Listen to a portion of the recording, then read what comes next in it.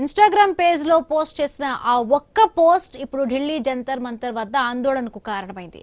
మొన్నటి వరకు neat paper leak పై జరిగిన ఉద్యమంతో జంతర్ మంతర్ అట్టుడికింది. ఇప్పుడు రిజర్వేషన్ హటావో పేరుతో వేలాది మంది రోడ్డెక్కారు. దశాబ్దాల క్రితం అమల్లోకి వచ్చిన రిజర్వేషన్ వ్యవస్థను ప్రస్తుత సామాజిక ఆర్థిక పరిస్థితులకు అనుగుణంగా సమీక్షించాలంటూ నిరసనకారులు డిమాండ్ చేస్తున్నారు. జంతర్ మంతర్ వద్ద జరిగిన నిరసన దేశవ్యాప్తంగా చర్చనీయాంశంగా మారింది. కులం కాదు, ఆర్థిక స్థితే ప్రాతిపదిక కావాలంటూ నిరసనకారులు డిమాండ్ చేస్తున్నారు. అన్ని కులాల్లోనూ పేదలు ఉన్నారని, ఆర్థిక పరిస్థితులకు ఆధారంగానే రిజర్వేషన్లు అమలు చేయాలని కోరుతూ ఉన్నారు. రిజర్వేషన్ల ప్రయోజనాలు అట్టడుగు వర్గాలకు చేరేలా వ్యవస్థను పునఃపరిశీలించాల్సిన అవసరం ఉందని అంటున్నారు. రిజర్వేషన్పై ఆందోళన మరొక ఉద్యమంగా మారుతుందా? ఢిల్లీలో మొదలైన ఆందోళన రాష్ట్రాలకు విస్తరించే అవకాశం ఉందా? అసలు నిరసనకారులు డిమాండ్ చేస్తున్నట్లు రిజర్వేషన్లు అనేది కులం ఆధారంగా కాకుండా ఆర్థిక స్థితిగతులను బట్టి అమలు చేయడం సాధ్యమేనా?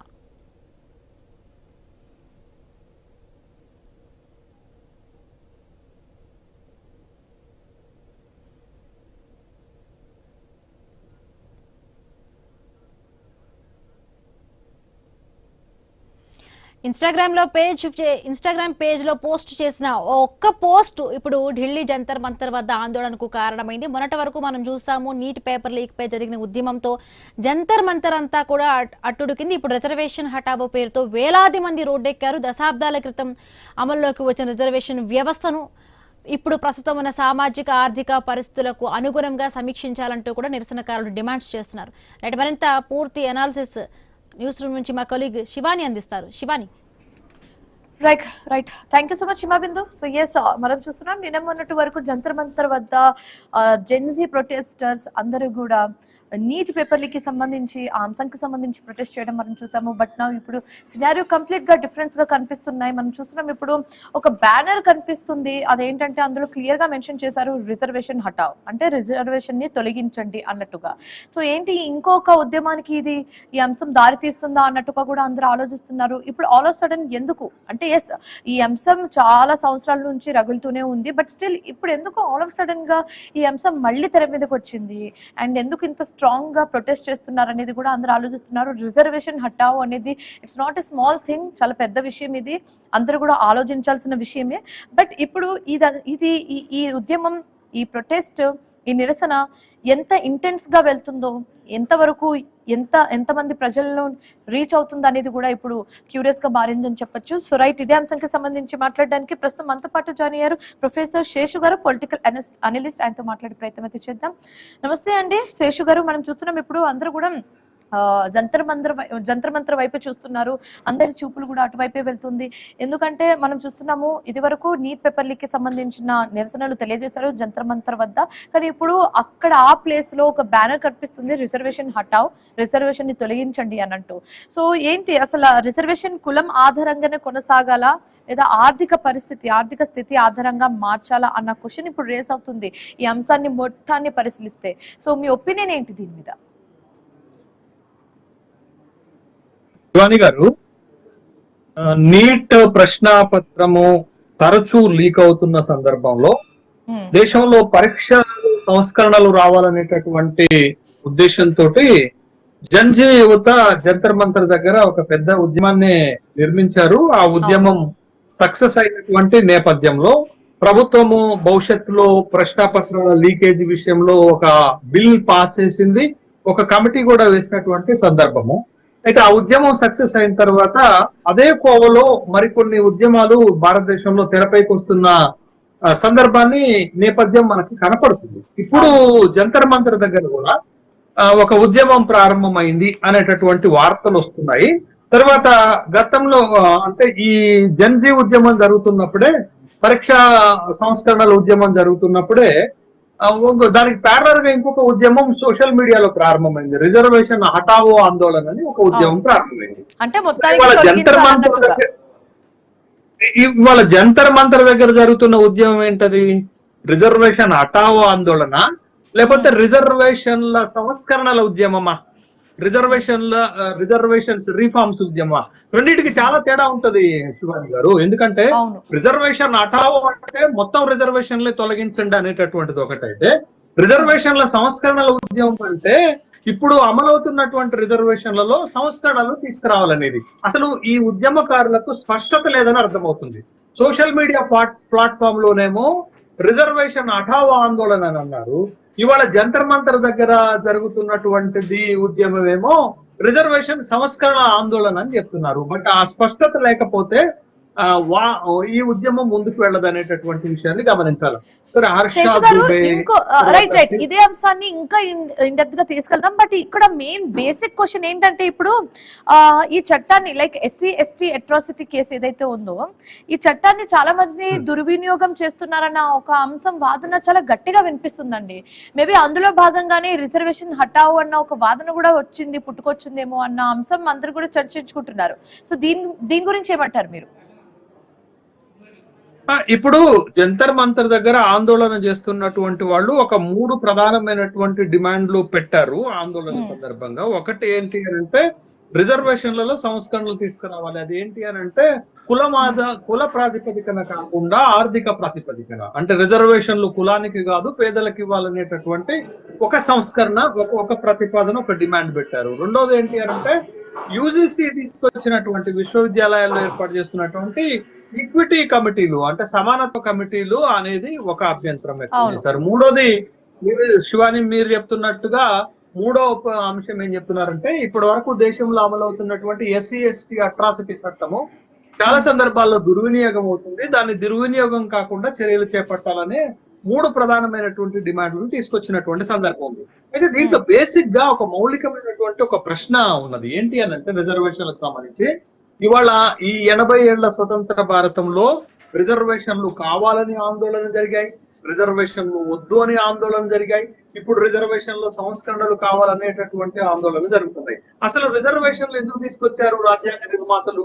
రాజ్యాంగం ఏర్పాటు అవుతున్నప్పుడు, రాజ్యాంగం అమల్లోకి వస్తున్నప్పుడు, రిజర్వేషన్లను పొందుపరిచినప్పుడు వాళ్ళు తీసుకొచ్చినటువంటిది ఏంటంటే సోషల్ జస్టిస్ అండ్ ఈక్వాలిటీ, సామాజిక న్యాయము సమానత్వం కోసమే రిజర్వేషన్లు అనేటటువంటి ఒక ప్రతిపాదన తీసుకొచ్చారు. మరి వాళ్ళ ఆ సమానత్వం వచ్చింది, సోషల్ జస్టిస్ వచ్చిందా? ఒకటి ప్రశ్న. రెండోది, మీరు చూడండి రిజర్వేషన్ల పైన ఎన్ని ఉద్యమాలన్నా రానియండి, ఎన్ని అభిప్రాయాలన్నా రానియండి, దేశంలో అసమానతలు కొనసాగినంత కాలం, దేశంలో ఇన్ఈక్వాలిటీస్ ఉన్నంత కాలం రిజర్వేషన్ల వ్యవస్థ, రిజర్వేషన్ల విధానం అనేది కొనసాగుతుంది. సరే, వీళ్ళు రిజర్వేషన్ హఠావో కంటే కూడా రిజర్వేషన్ లో సంస్కరణలు రావాలి అని చేసేటటువంటి ప్రతిపాదన కొంత మేరకు ఆలోచించదగ్గదైనప్పటికీ కూడా రిజర్వేషన్లు ఎత్తివేయాలనేటటువంటి ప్రతిపాదన ఎక్కడిది అనేది ఒక ప్రశ్న వస్తుంది. ఇదే యాడ్ ఆన్ అండి. ఇప్పుడు రిజర్వేషన్ వల్ల మెరిట్ స్టూడెంట్స్ దెబ్బతింటున్నారన్న వాదన ఎంతవరకు కరెక్ట్?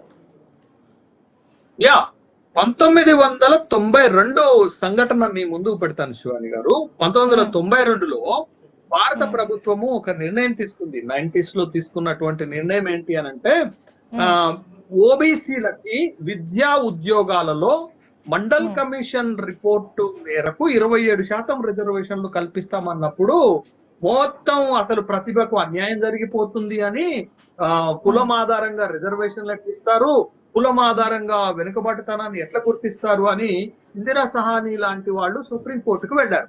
90లో భారత ప్రభుత్వము ఓబీసీలకు రిజర్వేషన్ అనౌన్స్ చేసిన తర్వాత సుప్రీంకోర్టులో 1992లో రంగనాథ్ మిశ్రా నేతృత్వంలోని రాజ్యాంగ ధర్మాసనం 9 మంది జడ్జిలు ఉన్నటువంటి రాజ్యాంగ ధర్మాసనం ఒక తీర్పు చెప్పింది. ఏమని చెప్పింది తెలుసా అండి? వెనుకబాటుతనాన్ని నిర్ణయించడానికి కులం కూడా ఒక ఆధారమే. మండల్ కమిషన్ సిఫారసులు చేసిన మేరకు ఓబీసీల వెనుకబాటుతనానికి 27% రిజర్వేషన్లు ఇవ్వటం సమంజసమే అనేటటువంటి తీర్పు వచ్చింది. ఆ రోజు కూడా ఇలానే గగ్గోలు పెట్టారు. అరే, కులం ఆధారంగా రిజర్వేషన్లు ఎట్లిస్తారు, కులం ఆధారంగా వెనుకబాటుతనాన్ని ఎట్లా నిర్ణయిస్తారంటే, ఆ రోజే రాజ్యాంగ ధర్మాసనం, సుప్రీంకోర్టు ధర్మాసనం ఒక తీర్పు చెప్పింది. కులం ఆధారంగా వెనుకబాటుతనాన్ని నిర్ణయించవచ్చు అని చెప్పింది. అది ప్రతిభకు అడ్డం కాదు అని చెప్పింది. ప్రతిభ అనేటటువంటి దానికి ఏది ప్రామాణికం అనేటటువంటి చర్చ అప్పటి నుంచి ఇప్పటి వరకు జరుగుతూనే ఉన్నటువంటి సందర్భాలు చూసాం. అంటే మీరు కింది వర్గాలను పై వర్గాలతో సమానం చేసేటటువంటి ప్రక్రియను సందర్భంలోనే రిజర్వేషన్లు తీసుకొచ్చారు తప్ప, బట్ ప్రతిభ ఏ ప్రాతిపదికన తీసుకుంటారు, ప్రతిభకు కొలమానం ఏంటి అనేటటువంటి డిఫినేషన్స్ ఇప్పుడు కూడా మనం ఇవ్వలేకపోతున్నాం కదా. అందుకే రిజర్వేషన్లు కొనసాగాలి అనేటటువంటి అంశం తెరపైకి వస్తుంది. అయితే రిజర్వేషన్లలో వీళ్ళు సంస్కరణలు కోరుతున్నారు. సరే కొంతమేరకు రిజర్వేషన్ల సంస్కరణ కోరుతున్న సందర్భంలో క్రిమిలేయర్ అంశం తెరపైకి వచ్చింది. క్రిమిలేయర్ అంశం ఎప్పుడు తెరపైకి వచ్చింది?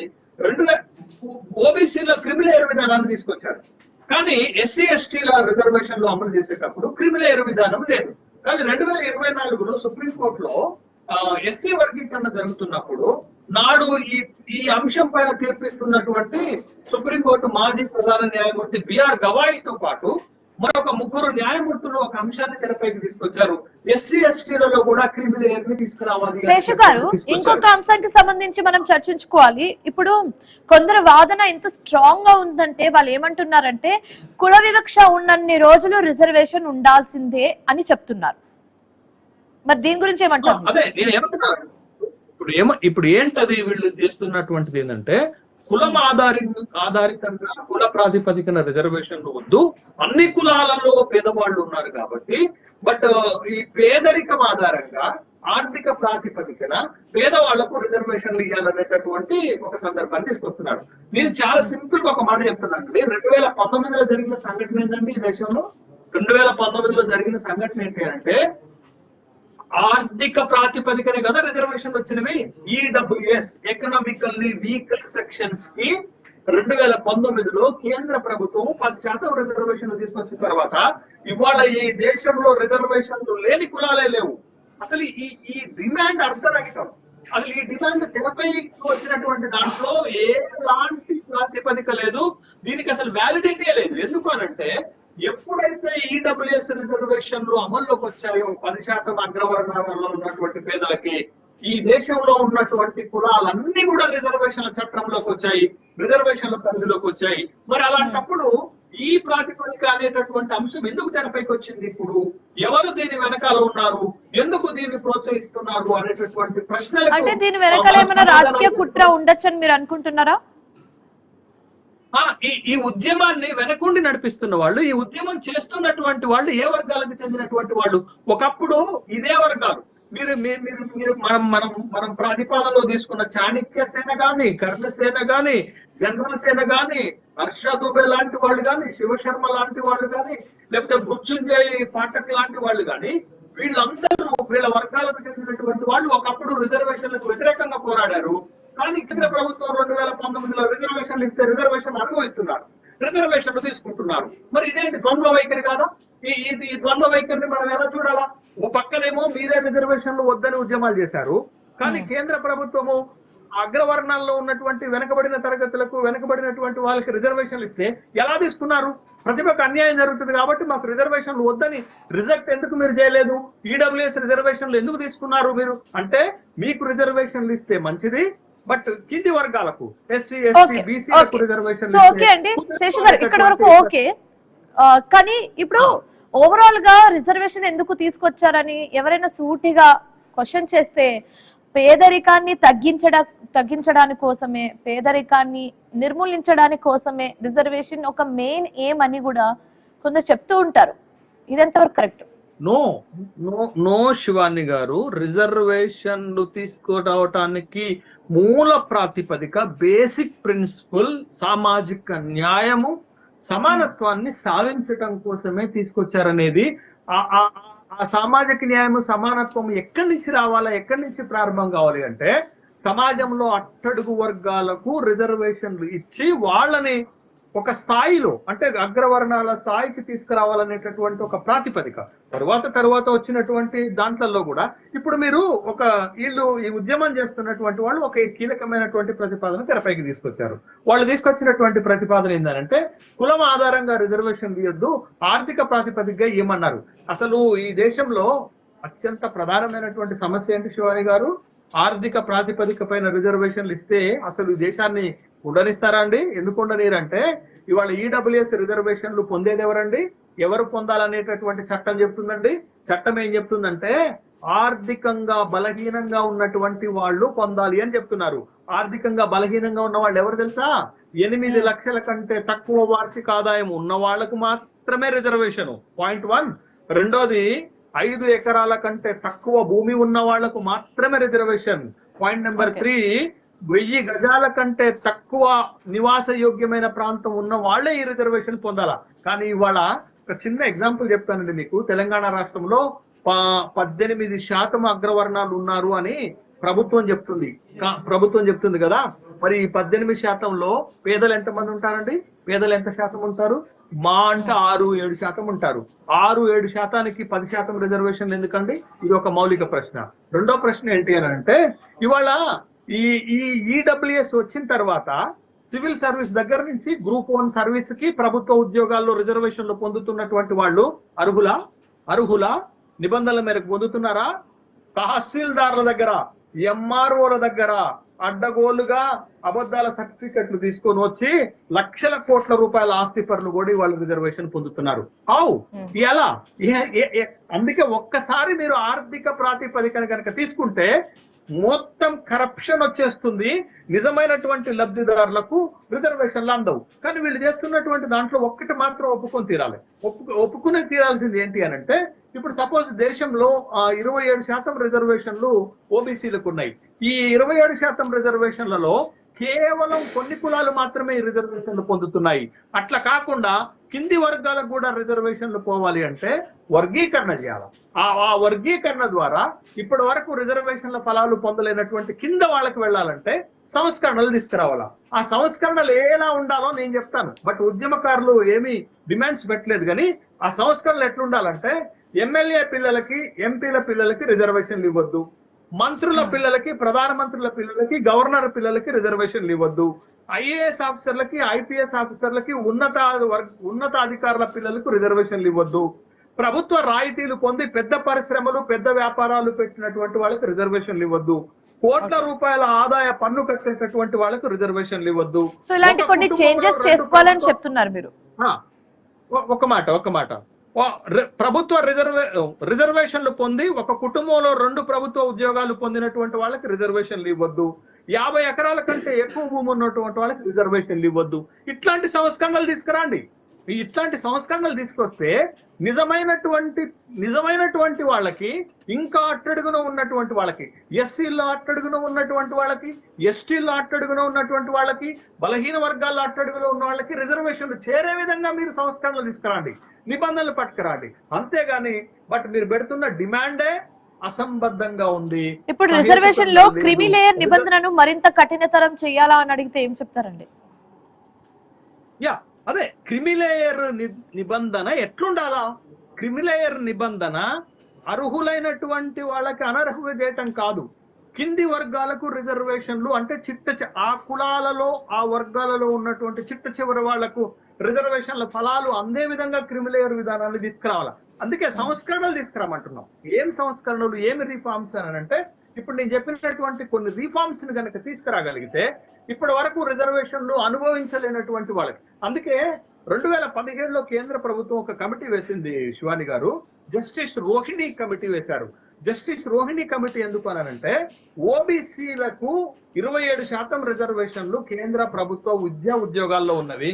కానీ ఆ వర్గీకరణ లేకపోవటం, అంటే ఏబిసిడిలో వర్గీకరణ లేకపోవటం వల్ల కొన్ని కులాలకు మాత్రమే రిజర్వేషన్లు అందుతున్నాయి, మిగతా కులాలకు అందట్లేదని తను రిపోర్ట్ ఇచ్చారు.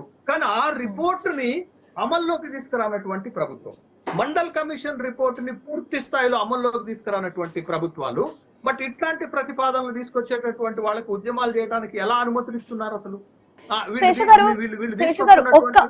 ఒక డౌట్ అండి, ఒక డౌట్ ఏంటంటే, ఓకే మనం కాసేపు ఈ రిజర్వేషన్ హటావ్ అన్న కాన్సెప్ట్ పక్కన పెట్టేస్తే కుల వివక్షణ గురించి మాట్లాడితే, కుల వివక్ష గురించి మీరు ఇప్పటికి ఈ జనరేషన్ లో ఈ టిల్ డేట్ ఇప్పుడు వరకు ఈ రోజు వరకు ఆ కుల వివక్ష పోయిందని మీరు అనుకుంటున్నారా, లేదా ఇంకేమైనా సందర్భాలు మీరు ఇప్పటికీ చూస్తున్నారా? అంటే ఈ దేశంలో ఇప్పటికీ కుల వివక్షత లేదా? కుల వివక్షత తీవ్రత తగ్గితే తగ్గుండొచ్చు, కానీ ఈ రోజుకి కుల వివక్షత లేదా? ఈ రోజుల్లో గ్రామాలకు వెళ్ళి చూస్తే ఎస్సీ ఎస్టీలు ఊరు బయట ఉన్నారా, ఊర్లో ఉన్నారా? ఎక్కడ ఉన్నారు? ఇవాళ పట్టణ ప్రాంతాలలో, మీకు నగర ప్రాంతాలలో ఒక ఎస్సీ ఎస్టీ వాళ్ళు వచ్చి ఒక ఇండ్లు అద్దెకి ఇవ్వమంటే ఇచ్చేటటువంటి పరిస్థితి ఉన్నదా? ఒకప్పుడు ఒక హోటల్లో 2 క్లాసుల సిస్టమ్ ఇవాళ లేకపోవచ్చు. ఒకప్పుడు తాను నడిచినటువంటి రోడ్లను తానే శుభ్రం చేసుకునేటటువంటి ఒక తీవ్రమైనటువంటి వివక్షత ఇవాళ లేకపోవచ్చు. కానీ వివక్షత తన రూపాన్ని మార్చుకున్నటువంటి నేపథ్యంలో, ఇవాళ ఆ వర్గాలు వివక్షతకు గురవుతున్నటువంటి నేపథ్యంలో, ఇవాళ ఈ దేశంలో 4 నుండి 5,000 కులాలు ఉన్నటువంటి వెనుకబడిన తరగతులు, అత్యంత వెనుకబడినటువంటి తరగతులు, సంచార జాతులకి ఇవాళ ఏ రిజర్వేషన్ల ఫలాలు అందాయి? ఎక్కడ విద్య అందుబాటులోకి వచ్చింది? ఎక్కడ ఉద్యోగాలు అందుబాటులోకి ఓకే, ఇప్పటికే ఉందని మీరు చెప్తున్నారు. ఓకే, కానీ ఈ జనరేషన్ పిల్లల గురించి మాట్లాడితే, ఎందుకంటే మనం ఇంటర్లింక్ చేసుకోవాలి. జంతర్ మంతర్ వద్ద ఎక్కువగా నిరసనలు చేసింది మొన్నటి వరకు జెన్జీనే. ఒకవేళ వాళ్ళే గనక ముందొచ్చి ఈ రిజర్వేషన్ హటావ్ అన్న బ్యానర్ ని ప్రదర్శిస్తున్నారంటే వాళ్ళ గురించి మనం పక్కా మాట్లాడుకోవాలి, ఇంటర్లింక్ చేసుకోవాలి. సో ఈ జనరేషన్ పిల్లల గురించి మాట్లాడితే వాళ్ళలో ఇంకా ఆ వివక్ష కనిపిస్తుందా? కులం పట్ల వాళ్ళకి ప్రేమ ఉండొచ్చు, కానీ ఆ కులాన్ని వేరే వాళ్ళ మీద రుద్దే ప్రయత్నంలో ఈ తరం పిల్లలు ఉన్నారా అని నేను అడిగితే ఏం చెప్తారండి మీరు? ఇప్పుడు తరం సమస్య కాదండి, సమాజంలో కుల వివక్షత లేదండి. తరం సమస్య కాదని ఎలా అంటారు? ఇప్పుడు ఈ రిజర్వేషన్ తెచ్చిందే తర్వాత స్టార్టింగ్ లో తీసుకొచ్చింది కొన్ని సంవత్సరాలకే, కానీ ఇప్పటికే దాన్ని కంటిన్యూ చేస్తున్నామంటే మేబీ చేంజెస్ రాకపోవడం వల్ల అది ఇంకా కంటిన్యూ అవుతుంది. కాబట్టి ఇప్పటికీ ఈ జనరేషన్ లో కూడా అలాంటి చేంజెస్ కనిపించకపోతే అది ఎవరి లూప్ అండి, ఎవరి ఫాల్ట్ అది? ఇప్పుడు మీరు చూడండి, భారతదేశం లాంటి ఒక సాంప్రదాయక సమాజంలో వివక్షత పోగొట్టటము, వివక్షత పోవటం అనేది అంత తేలికైనటువంటి విషయం కాదండి. వివక్షత తన రూపాన్ని మార్చుకొని ఎక్కడో ఒక దగ్గర వివక్షత ఇంకా కొనసాగుతున్నటువంటి నేపథ్యంలో, వివక్షత ఏ రూపంలో ఉంది? ఆర్థిక అసమానతల రూపంలో ఉంది, వివక్షత సామాజిక అసమానతల రూపంలో ఉంది, వివక్షత మత రూపంలో ఉంది, వివక్షత కుల రూపంలో ఉంది. సరే, ఓకే, ఉందని చెప్తున్నారు. ఓకే, నేను అంటుంది ఏంటి, నేను అడుగుతుంది ఏంటి, ఈ తరం పిల్లల్లో కనిపిస్తుందా మీకు అది అని అడుగుతున్నానండి. ఇప్పుడు మనం మీరు ఒక పర్టికులర్ సెక్షన్ ఆఫ్ జనరేషన్ ను తీసుకొని ఆ జనరేషన్ లో కుల వివక్షత తక్కువగా ఉంది, అది కనపడట్లేదు అని అంటే, బట్ ఇట్స్ హోల్ సొసైటీకి కన్సర్న్ తీసుకోవాలి కానీ మనం, బట్ ఏదో ఒక సెక్షన్ లో రూపొందినంత మాత్రాన వివక్షత లేదు అనేటటువంటి అభిప్రాయానికి మనం రాలేము. బహుశా ఇప్పుడున్నటువంటి జనరేషన్, ఇప్పుడున్నటువంటి తరం కులానికో వివక్షతకో ప్రాధాన్యత ఇవ్వకపోతే రాబోయే రోజుల్లో అది తగ్గేటటువంటి అవకాశం ఉంటుంది. అందుకే మనం రిజర్వేషన్ల హఠావో కంటే కూడా రిజర్వేషన్లలో సంస్కరణలు రావాలి. ఆ సంస్కరణలు కింద ఆ కులాలలో ఉన్నటువంటి, ఆ వర్గాల్లో ఉన్నటువంటి కింది వాళ్ళకి రిజర్వేషన్లు ఫలాలు అందేటటువంటి సంస్కరణలు తీసుకురావాలనేటటువంటి ఆలోచన మంచుకుంటుంది. ఆ విధమైనటువంటి చర్యలు ప్రభుత్వాలు చేపట్టాలా? ఎందుకు ప్రభుత్వాలు చర్యలు చేపట్టలేదు చెప్పండి? ఎందుకు? సరే, ఇవాళ నేను సూటిగా ఒక ప్రశ్న అడుగుతున్నాను శివాని గారు. మీరు మీ చర్చలో ఒక అంశంగా తీసుకున్నది ఏంటి అని అంటే, ఎస్సీ ఎస్టీ అట్రాసిటీ చట్టము దుర్వినియోగం అవుతుంది అనేటటువంటి వాదన ఈ ఉద్యమకారులు కూడా తీసుకొస్తున్నారంటే, బట్ ఓవరాల్ గా దేశంలో ఈ అభిప్రాయం ఉన్నది, నేను దాన్ని కాదనలేను. కానీ ఆ చట్టము దుర్వినియోగం కాకుండా జాగ్రత్తలు, ప్రికాషన్స్ తీసుకోవాల్సిన బాధ్యత ఎవరిదండి? ఎస్సీ ఎస్టీ కదా, ప్రభుత్వానికి కదా, చట్టం తీసుకొచ్చిన వాళ్ళది కదా. కాబట్టి చట్టము తీసుకొచ్చారు ఎవరికి? కింది వర్గాల ప్రొటెక్షన్ కోసం. ఆ చట్టము మిస్యూజ్ కాకుండా చూడాల్సిన బాధ్యత ఎవరిది? ప్రభుత్వానికి కదా. ఒకవేళ చట్టం మిస్యూజ్ అవుతుందంటే ఎస్సీ ఎస్టీలు బాధ్యులు కాదు, ఆ చట్టాన్ని అమలు చేస్తున్నటువంటి ప్రభుత్వ యంత్రాంగానికి, పోలీసు యంత్రాంగానికి బాధ్యత అనేటటువంటి విషయాన్ని మర్చిపోతే ఎలా? కాబట్టి ఇప్పుడు చాలా చాలా సింపుల్ ఒక సామెత చెప్తారండి. ఫైనల్ క్వశ్చన్ అండి, ఇప్పుడు ఈ రిజర్వేషన్ హటావ్ అన్న ఉద్యమం ఇది సోషల్ మీడియా వరకే పరిమితం అవుతుందా, లేకపోతే రాజకీయ ఉద్యమంగా ముందు మారే అవకాశం ఏమైనా కనిపిస్తుందా? ఈ దేశంలో ఇప్పటి వరకు అంటే స్వాతంత్రం వచ్చి 80 సంవత్సరాలు అవుతుంది. మొన్ననే మనం ఆగస్టు 15 నాడు 80th ఇండిపెండెన్స్ డే జరుపుకున్నాం కదా. ఈ దేశంలో ఉన్న ఏ ఒక్క రాజకీయ పార్టీ అయినా ఇప్పటి వరకు ఈ దేశంలో అమలవుతున్నటువంటి రిజర్వేషన్లకు వ్యతిరేకంగా మాట్లాడిన సందర్భం ఉందా? లేదు కదా. ఏ ప్రభుత్వాలైనా రిజర్వేషన్లకు వ్యతిరేకంగా మాట్లాడినటువంటి సందర్భం ఉన్నదా? ఇవాళ ఇచ్చిన రిజర్వేషన్లను కూడా సక్రమంగా అమలు చేయలేనటువంటి పరిస్థితి ఉందండి ఈ దేశంలో. ఈ దేశంలో బీసీలకు, ఓబీసీలకు కేంద్ర సర్వీసులలో విద్యా ఉద్యోగాల్లో 27% రిజర్వేషన్లు ఇస్తే, ఇవాళ కేంద్ర ప్రభుత్వ విద్యా ఉద్యోగాల్లో బీసీలు, ఓబీసీలు 11 నుంచి 12% ఉన్నారు. మరి 27% ఎందుకు లేరు అనేటటువంటి ఒక మౌలిక ప్రశ్న ఎందుకు మాట్లాడకూడదు మనం? అంటే ఇచ్చినటువంటి రిజర్వేషన్లను కూడా పకడ్బందీగా అమలు చేయలేనటువంటి వ్యవస్థలో మనం ఉన్నామనేటటువంటి అంశాన్ని మనం మాట్లాడుకోవాలి కదా, మనం చూడాలి కదా. బట్ ఏదో ఒక సంఘటన అడ్డం పెట్టుకొని మొత్తం రిజర్వేషన్ల వ్యవస్థనే తీసేయాలా? రిజర్వేషన్ల వ్యవస్థ కుల ప్రాతిపదిక కాకుండా ఆర్థిక రైట్ శేషు గారు, ఫైనల్ గా ఒక్క వన్ వర్డ్ లో చెప్పండి. ఇప్పుడు రిజర్వేషన్ హటావ్ ఉన్నాయని మనం చూస్తున్నాము. ఒక లాస్ట్ ఇంత మాట్లాడారండి, ఒక లాస్ట్ లో ఒక్కటే క్వశ్చన్ అండి, ఏంటంటే ఇప్పుడు ఈ రిజర్వేషన్ హటావ్ అనేది మనం చూస్తున్నాము. దీని గురించి మీరు ఫైనల్ గా ఫ్యూ వర్డ్స్ లో చెప్పాలంటే ఏం చెప్తారండి? ఇది ఒక సహేతుకమైన ఉద్యమం కాదు. ఇది ప్రజలు హర్షించేటటువంటి ఉద్యమం కాదు. ఇది సమానత్వ సూత్రాలకు, సామాజిక న్యాయానికి వ్యతిరేకమైనటువంటి ఉద్యమం. ఈ ఉద్యమాన్ని మేము తీవ్రంగా వ్యతిరేకిస్తున్నాం. Okay, thank you so much Seshu గారు మాతో జాయిన్ అయినందుకు అండ్ ఈ అంశానికి సంబంధించి మాతో మాట్లాడినందుకు థ్యాంక్ యూ సో మచ్ అండి for sharing your opinions with this topic. Right, ఇది ఇప్పటి వరకు ఉన్న updates. For more updates keep